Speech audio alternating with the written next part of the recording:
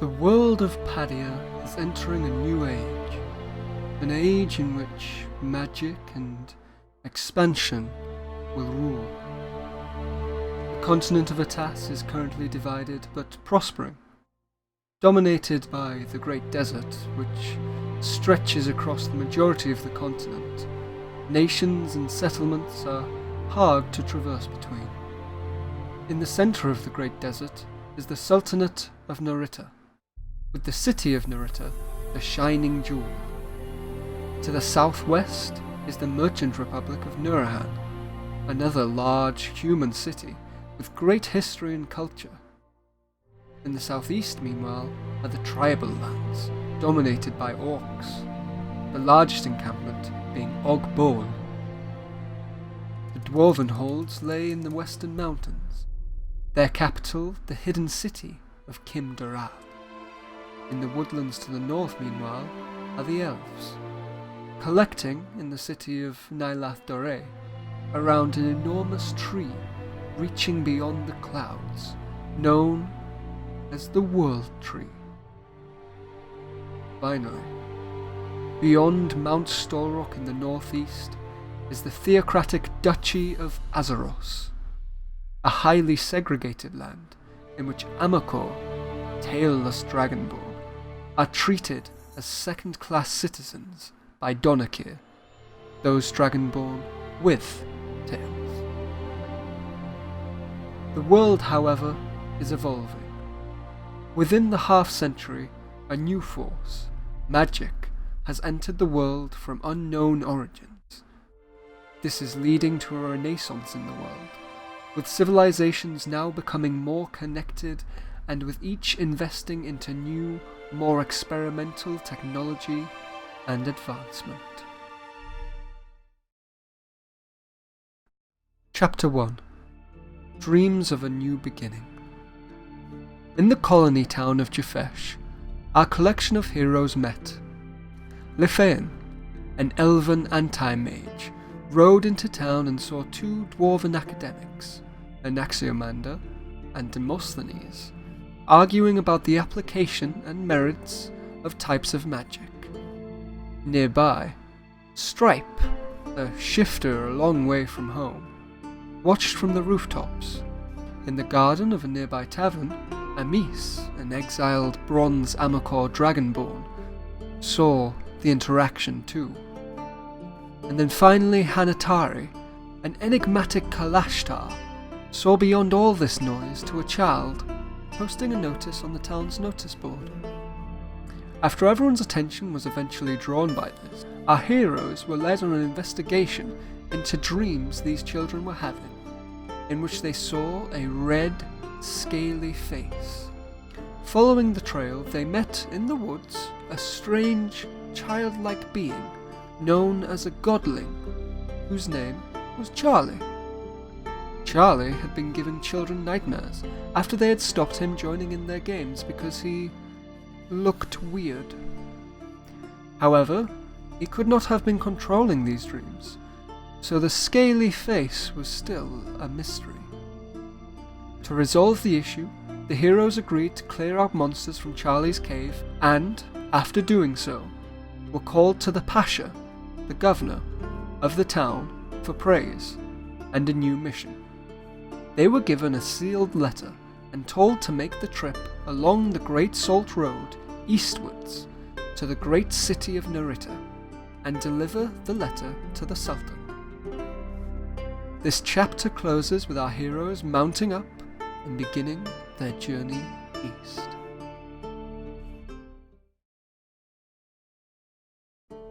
Chapter 2. The Golden Boy. The journey along the Great Salt Road was arduous and taxing. Along the way, the heroes saw from a distance tall, shadowy creatures, which filled them with a sense of dread and foreboding. The heroes decided not to investigate this further. Their journey, however, did come to an end late in the afternoon of their second day. The first sight of Narita being the enormous dome of the Jade Palace in the center of the city. From this palace, buildings then spilled in every direction even scattering outside of the city walls, which no longer had space to contain them. Entering the city, most of our heroes entered the most diverse place they had ever seen. Though dominated by humans, a mixture of elves, dwarves, orcs, and many more races could be seen throughout the city. The most notable of individuals, however, was a gold-clad knight that they met, by the name of Milleneth. The charismatic man noticed the group and made a brief introduction before our heroes continued on to the palace. Inside, the heroes presented the letter to the Sultan Mehmed, who rewarded them handsomely and gave them the task of investigating the capture of people from the villages in the northeast by raiding Dragonborn. With this task, he also gave them a letter to be opened privately that had more information. The heroes hired a private function room in a nearby tavern and read the letter, which told them how the Sultan's son, Osman, had been captured by the Duchy of Azeros and tasked them with his rescue. Finally, the heroes visited the Dodecatheon, where Demosthenes' mentor had tried to leave a prophetic clue.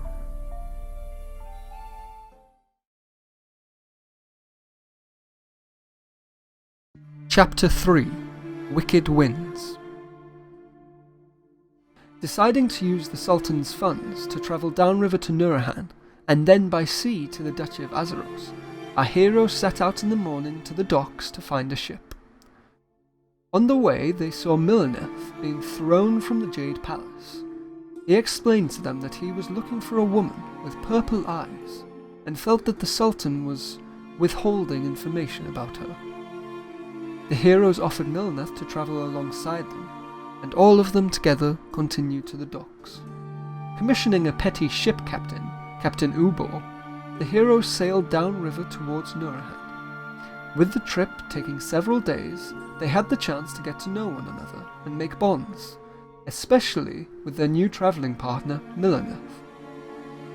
Arriving in Nurahan, our heroes caught the final day of a local fair and tourney, with Amis joining in a magic contest, and, after performing admirably, being offered a place at the local school, the Spellbinding Circle. As night approached, some heroes split away to go to the old palace of Pilon, where they found some strange writing about a child of Ao. The others went in search for a tavern in the inner city, but, along the way, they found a young Amakor who had been attacked in the streets.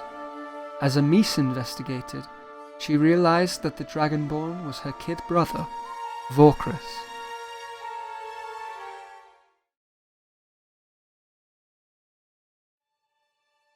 Chapter 4 Hunting Lessons. Taking Vorkris to a doctor, the heroes found there was a rising murder rate in the city, with similar attacks occurring. Taking up the investigation, the heroes came to the conclusion that the murderer could be a vampire, a mythical creature none were sure existed. Sure enough, soon after they found a man with supernatural powers who had attacked Milleneth, and they chased him down to a painter's workshop to try to kill him. Their fight, however, was interrupted by a man named Essin Val, who, after the first man fled, berated the heroes for trying to kill the man without question. It transpired that Essin was a Gethern, a specially trained monster hunter who had been investigating the murders. He recalled a time prior in his life when he rashly killed a serial killer peasant, only to find out the killer was being blackmailed by a much more evil villain who had captured the peasant's family. Essin felt there must be something similar happening here, as vampires are highly sophisticated creatures who are often careful in mortal society. Essin left the heroes with a copy of his bestiary for them to read more on vampires, and he arranged to meet them nightly to share reports.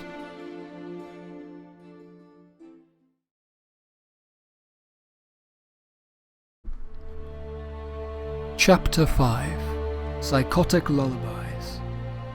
As the heroes continued their investigation the following day, they were given a note from an urchin that seemed to be addressed from the Doge's daughter. She said she knew who was committing the murders, and did not feel safe herself. When the heroes went to the Doge's manor, however, they were magically trapped in some kind of demi-plane. As the heroes travelled through a series of chambers in this demi-plane, they realised each of them was themed on a different murder, supposedly committed by this daughter, Valletta. Unable to find out what influence Valletta had over the vampire they had encountered, the heroes nevertheless defeated and killed her, along with another unknown man, seemingly controlling a golem. Upon killing Valletta, they were transported back to the Primaterial Plane, where they saw Valletta and the man laying dead on the bed. Quickly hiding the bodies, the heroes prepared to make a quick, but hopefully discreet, escape.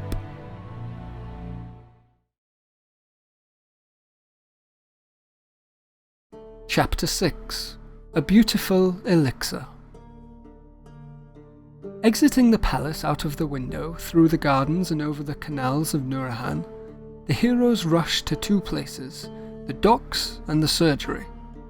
Finding Captain Ubor, who had recently acquired a seafaring vessel, most began boarding the ship, as others found Vorkris, and offered him an option to either join the spellbinding circle, or to come with the heroes on their journey. He chose the latter. As the ship set sail from Nurahan, the heroes discussed how best to get into the Duchy of Azeros, as both Amis and Vorkris were banished from their homeland. The heroes decided to head for the River Harmon, south of Mount Stolrock, in order to investigate some of the towns nearby before heading through the caverns of the mountain. On their journey around the southeast of the continent near Ogbol, the ship was attacked by a ghost ship with undead crew led by some kind of necromancer. After defeating the ghost ship, the heroes got more information about the woman Milneth was looking for, an enigmatic young woman named Natalia. Finally, after several days of sea travel, the heroes landed in the village of Hope. The village was ransacked and raided, with the only living soul around being a friendly old man named Jeremiah. Jeremiah offered the group his specialty drink, vodka, and explained how the village had suffered from a series of raids and how at this point he was just waiting to pass on. Taking a liking to the old man, the heroes offered him a place alongside them. The following morning, hungover, the heroes discovered that for a little while Natalia had lived in Hope, and so they searched her old home and found a letter for Milneth. After a tearful, private read of the letter, Milneth kept drinking and passed out onto Jeremiah's cart.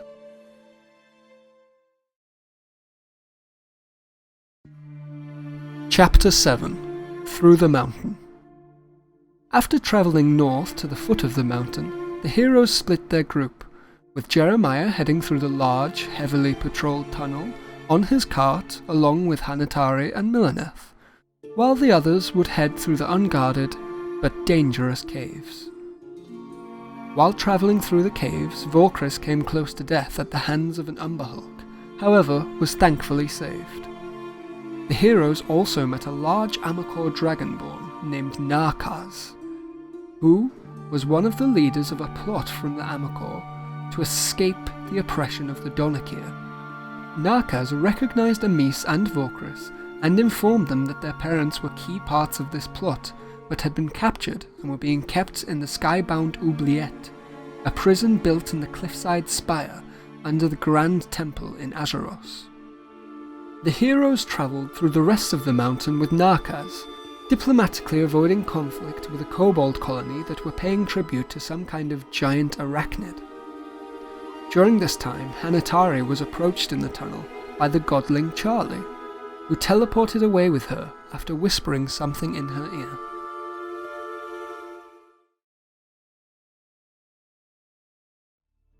Chapter 8. Low Profile. After the two groups of heroes reconvened, they realised that only half their members remembered Hanatari anymore. which they found incredibly odd. They also debated whether to head to the city of Azeros or to a nearby landmark, the Great Scar battlefield. Eventually they came to the conclusion that Milaneth would ride out to the landmark and report back, as the others headed straight for the city.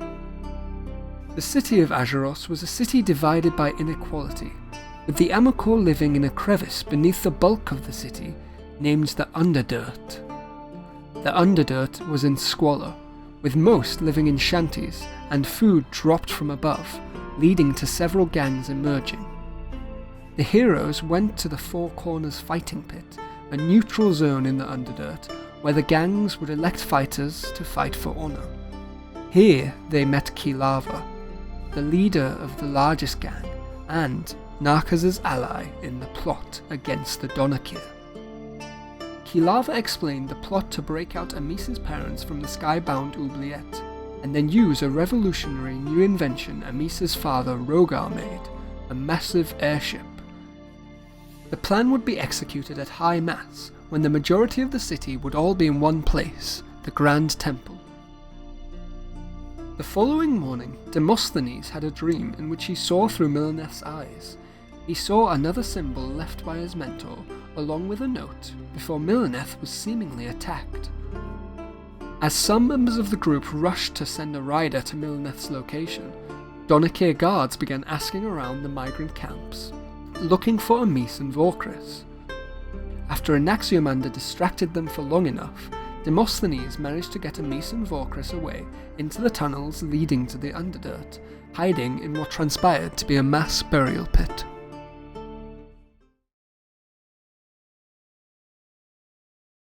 Chapter 9: Mass Murder. After reconvening in the Underdirt, the group spent the last day they had before the plot would launch scouting and coordinating with Kilava. They also heard a maddening prophecy from a mage named Adokul, which they deciphered and found regarded time becoming strange and a golden night in danger. In the evening, Lefean and Stripe scaled the cliffs of the Underdirt and began sneaking their way to the Grand Temple with the help of Anaxiomander's raven, Tabris. Managing to sneak alongside the bridge using lengths of rope and into the temple, the pair waited for the last few hours until Mass. In the morning, the rest of the group approached Mass with Amis and Vorkris hooded and chained. As they entered, however, the plan was thrown out of the window, as a group of humans seemed to have blasted through the floor from the prison and had begun scything down innocents. Our heroes used the chaos to rush into the hole and into the skybound oubliette. Meanwhile, Lefean and Stripe took to the rooftops and headed for the temple's main tower, where they believed Nerita's Prince Osman was being held captive along with Amisa's young siblings. While Lefean struggled to get up the tower, Stripe dexterously scaled in and hopped through the window. Unfortunately for Stripe, 3 guards waited on the other side, and melee ensued. Thanks to a series of fortunate events and brave help from Prince Osman, Stripe and Lefean managed to turn the tables and free the captives, taking the head of state, Archpriest Nesbith, captive in the meantime. Back below the temple in the oubliette, the others fought their way to free Amisa's parents, Serena and Rogar. At this time, Adokul was bringing the airship to the oubliette. In a rush, Stripe and Lefean were almost caught headed below, but used the Archpriest as a bargaining chip to delay, before killing her and fleeing.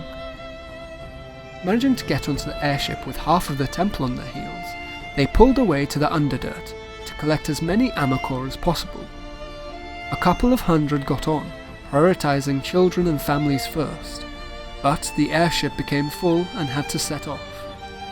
As it flew away, the Donakir mages and soldiers turned their attention to the Amakor in the Underdirt and began to kill indiscriminately.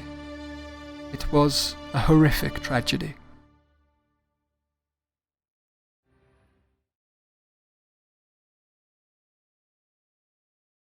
Chapter 10: Scars to Heal. The time aboard the airship was somber, with the recent tragedy fresh in people's minds. Even Amisa's family reunion, though mostly joyous, was marred by the knowledge that her closest brother, Balazar, had been traded away as a slave to an unknown person and realm. After a few days of travel, the airship flew over Narita and crash-landed into the nearby River Shura. The heroes and Dragonborn had a military escort to the Jade Palace, where the Sultan arranged to meet them privately. The Sultan thanked them enthusiastically for saving his son, and praised their efforts to free the Amakor too. He arranged a reward for them, including making Rogar his court's chief engineer. The reward that came was generous. They were to be given a small keep and its holdings just outside the city, however, only if they could clear out the danger it housed within it. As Prince Osman escorted Amis around the city's sights, others perused the great library of Narita. Here they stumbled upon a remarkable and extremely worrying discovery. Two versions of the same book, The Ancient History of Padia, were in the library. One told of a tyrannical dragon named Tirai, who was stopped by a coalition of good led by the dragon prince Milaneth. The second, however, spoke of how Tirai was never defeated and went on to control the entire continent of Atas. Their world rocked, the heroes gathered all the evidence they could that might be useful in the investigation as to what all this could mean.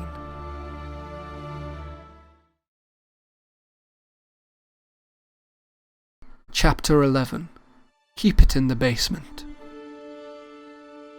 The late afternoon of their return, our heroes headed to Darkwell Keep, the site granted to them by the Sultan. Inside, they investigated a trail of diary entries from a young daughter of the nobles living there, Lolita Drum. From what they could piece together, it seemed the Drum family began to become decadent and imposed heavy taxes on their villagers, spiking unrest. Trying to ignore the issue, the father threw a party for the nobles of the city. At the party, a bold peasant merchant tried to enter, but was refused, at which point he snapped a spoon in anger and left. In the next several weeks, the father became irate and depressed, and told Lolita and his wife not to go into the basement. However, sure enough, when the father was apparently away, the wife went in, and then the daughter may have followed the next day. The final entry was written by another, seemingly the father, asking, "Who are you?" and asking to die. In the basement, the heroes found two demonic creatures covered in spikes that they managed to defeat, before then finding some kind of portal they had never seen before. They managed to close the portal with a Dispel Magic spell, and planned on having the site investigated by a holy person. Finally, the heroes claimed their rooms and drifted into very vivid dreams.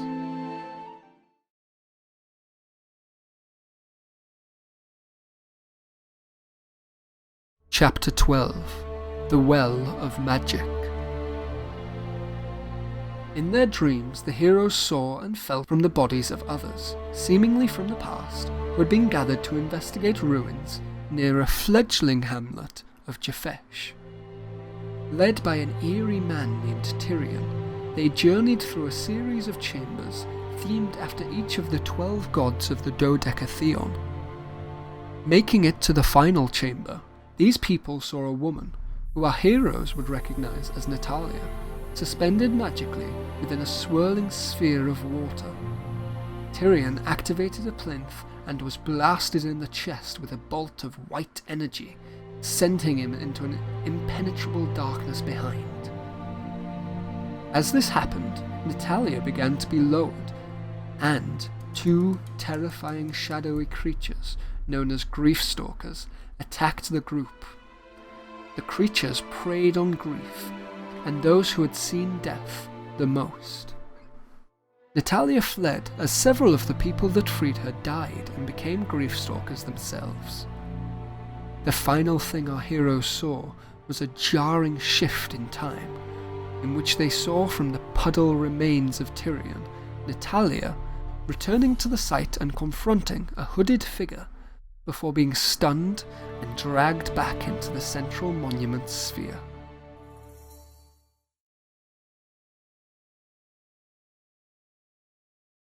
Chapter 13. Housekeeping.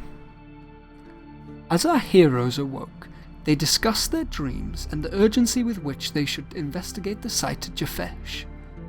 However, they were interrupted by trumpets and heraldry from outside, and opened the doors to see an extravagant, mustachioed man introducing himself as their new steward, sent by the Sultan. The man's name was Abukar, and he presented paperwork outlaying the property holder's position as baron and vassal of the Sultanate. Our heroes appointed Amis as baroness, and looked over the finances and demographics of the area. With unemployment and homelessness high, the heroes began to look into rejuvenating the area, as Amis travelled around the village to meet people and get their insight into things. The others discovered several nearby caves rich in ore, while all agreeing to end the harsh taxes of the previous regime. Amis also had an interaction with a bold mirror merchant who had a creepy and enigmatic aura. Finally, feeling happy with the state they were leaving their new holding, they rested and prepared to travel to Jaffesh the following day.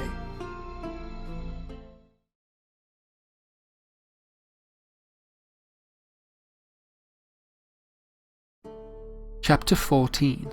The Silver Girl.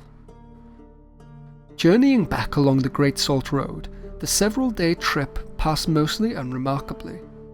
The only thing of note happening being another meeting with the mirror merchant, who was travelling west overnight and had a brief, eerie conversation with Lefean. Arriving in Jaffesh, the heroes found out the village was plagued with the same intense dream of a scaled, red face staring at the dreamer. Wanting to experience it themselves, the heroes went to sleep and had this same dream. In his dream, Anaxiomander said the word Tirai, leading to the dragon-like face moving closer and staring intensely. When they woke, our heroes headed for the ruins. They found that the ruins had now been covered with an illusionary magic, but no longer had several chambers leading to the underground spring, instead just a large, long tunnel. Headed down, they met a strange man at the spring who engaged them in combat. As the man was defeated, the world folded around them and he began to transform. The heroes found themselves in a miniature valley landscape, seeing a very real blue dragon in front of them. As they fought this dragon, named Azul, Lefean dealt a heavy blow using Riva, a strange bow he acquired from Valletta in Nurahan. Upon defeating Azul, the world folded back and they found themselves once more in the spring. In her attempt to free Natalia, Amis knocked herself unconscious from the swirling water. Natalia, however, was freed, and as Lefean presented her with Milaneth's old scimitar, she decided to trust the heroes, healing Amis and heading out to find somewhere more private. Once in a private place, Natalia told them of her story. I was born on a year a little while ago, and I was a princess of a powerful city-state known as Pelon. When I was young, I realized that I had certain powers. However, I could not control them really. They mainly came out in emotional bursts or times when I was distressed, and it became a bit of a issue. I was never explained what they were until the age of 16. After I was trained in courtly life and whatnot, my mother passed away very suddenly, and this event caused a understandably large emotional burst, And in that time I was transported away to a different place, a different time. I arrived in the city of Plymouth, which was ruled by a young dragon prince by the name of Milleneth. Milleneth saw my powers and helped me train. He had a lot of power and influence, so got all the finest scholars and teachers and everything of the land. And eventually I began to learn to wield my powers.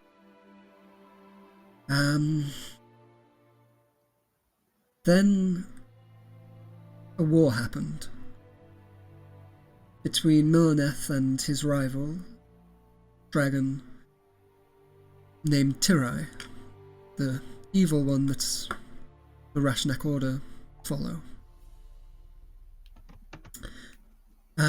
In that war, Tirai was defeated, I suppose, in part by me, as I was fatally wounded, and, well, I died. And as I died, it seems some sort of power burst out of me and struck down Tirai as well. With me dead, Milleneth was heartbroken, and he pleaded with the god Eo, who he believed was my father. He sent Milleneth to the place we just were, this timeless spring or well of magic, and he told Milleneth to place me there, and that over time, many hundreds of years, I would be healed and sustained, until eventually I may be brought back out. Eventually, I was brought back out. A group of various races and people seemed to unlock the powers of this timeless spring, and I was freed. And this was maybe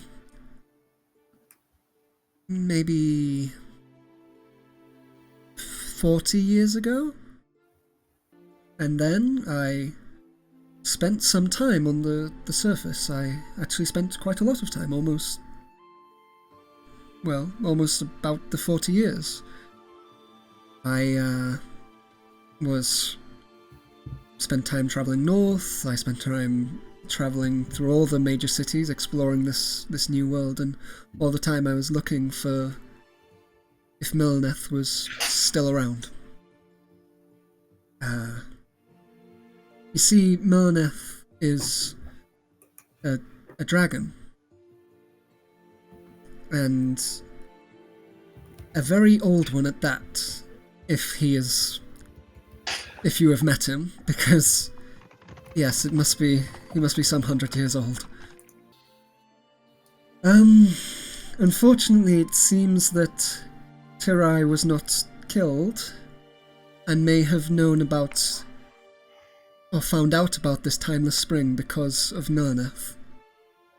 And knowing the power that it held, and potentially the power I have, he seems to have devised a plot and has used the Rashnak Order, who must still have remnants in this world, to trick me into going there again, where I got captured and have been for maybe half a year now. After resting at the tavern, our heroes prepared to set back out across the desert with a new, very special ally in tow.